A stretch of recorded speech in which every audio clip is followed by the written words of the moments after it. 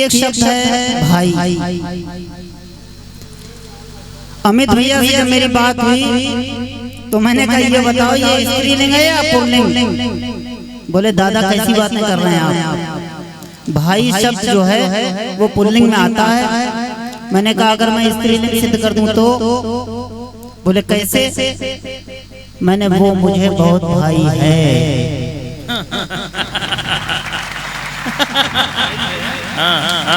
वो मुझे बहुत भाई है। दादा हमारे इंटर कॉलेज में प्रधानाचार्य थे और रिटायर हुए, और हमारा भी बड़ा मन था, बड़ी लगन से पढ़े, लेकिन किस्मत ने वो साथ नहीं दिया। एक इच्छा थी हमारे मन में कि जब मैं प्रधानाचार्य बनूंगा तो मैं क्या क्या करूंगा, वहीं से कविता उठाता हूँ कि जब मैं प्रधानाचार्य बनूंगा, जब मैं प्रधानाचार्य बनूंगा एक भैंस मैं पालूंगा, कि जब मैं प्रधानाचार्य बनूंगा एक भैंस मैं पालूंगा, सरकारी कुर्सी पंखों को मैं अपने घर में डालूंगा, सरकारी कुर्सी पंखों को मैं अपने घर में डालूंगा, और 10 बजे का जब कॉलेज होगा तब 10:30 पर जाऊंगा, कि 10 बजे का जब कॉलेज होगा तब 10:30 पर जाऊंगा, अपने चपरासी से तब मैं अखबार मंगवाऊंगा,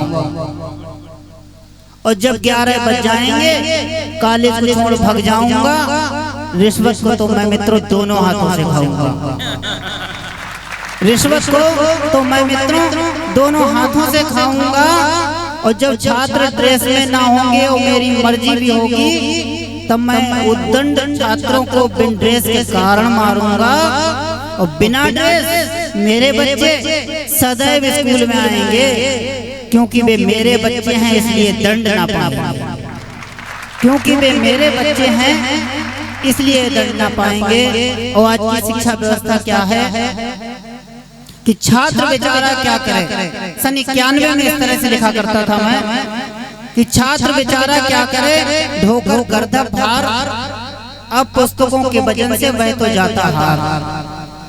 बच्चे का जितना वजन है उससे ज्यादा पुस्तकों का वजन हो गया है, कि छात्र बेचारा क्या करे, ढोकर गर्दा भार, अब पुस्तकों के वजन से वह तो जाता हार, और वह तो जाता हार। उसने ये नियम बनाया, याद का झंझट छोड़ नकल का पथ अपनाया, याद का झंझट छोड़ नकल का पथ अपनाया।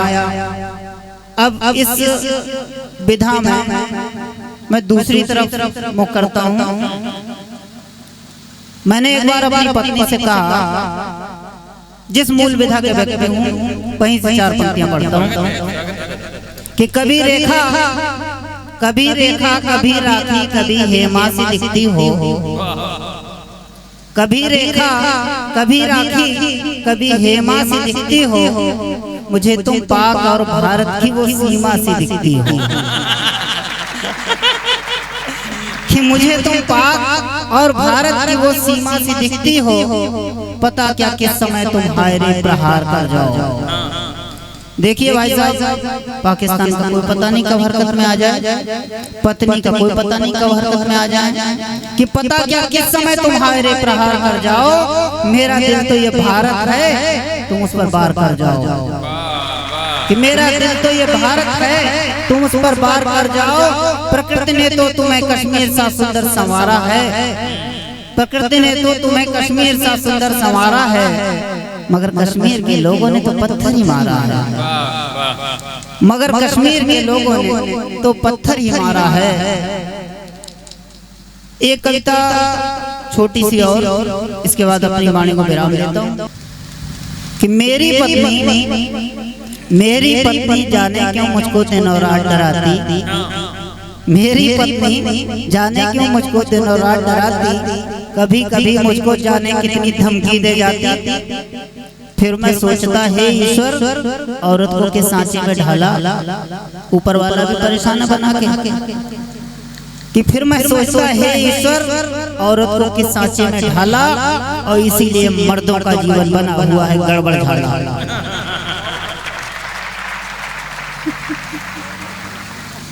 इसीलिए मर्दों का जीवन बना हुआ है गड़बड़ झाला।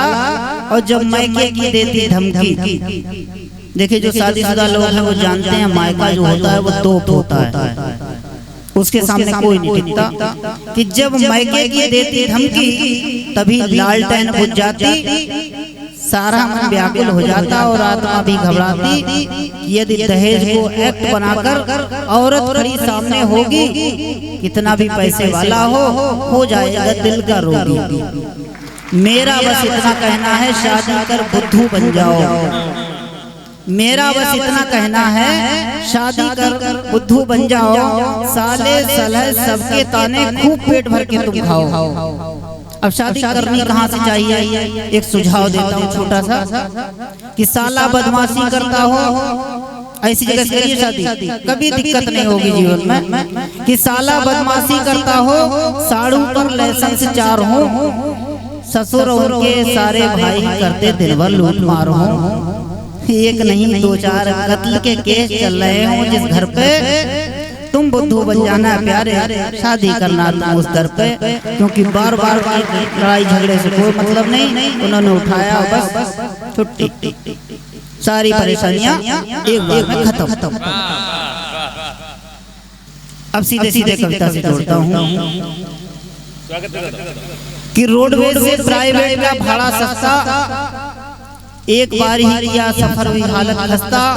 और जैसे ही गाड़ी में हमने था पग धारा, वैसे ही महिला ने सीट पर पैर पसारा। हमने कहा मैडम थोड़ा सा कष्ट उठाओ, खा बुद्धि पर तरस, सीट से पैर हटाओ। महिला बोली हम काहे को कष्ट उठाएं, और टिकट दिया पूरा काहे को पैर हटाएं। टिकट दिया पूरा काहे को पैर हटाएं। तो इतने में भर गई थी गाड़ी ठूसम ठूस। गाड़ी का कंडक्टर बहुत था मनहूस, और बहुत ही था मनहूस गाड़ी थी इतनी भरती। मानव था मानव पर की कितनी बेदर्दी। गाड़ी इतनी भरी थी बुरा था सबका हाल, और मैं था खड़ा एक पैर पर, रोया एक का लाल, रोया एक का लाल मुझे बिल्कुल ना भाया। वो अपने बच्चे को शीशी से दूध पिला रही थी। घटना ये थी कि रोया एकदम लाल मुझे बिल्कुल ना भाया। जब उस महिला ने मेरे मुंह में निपिल लगाया, झटका लगा, वो शीशी की जो निपिल थी वो मेरे मुंह में लग गई।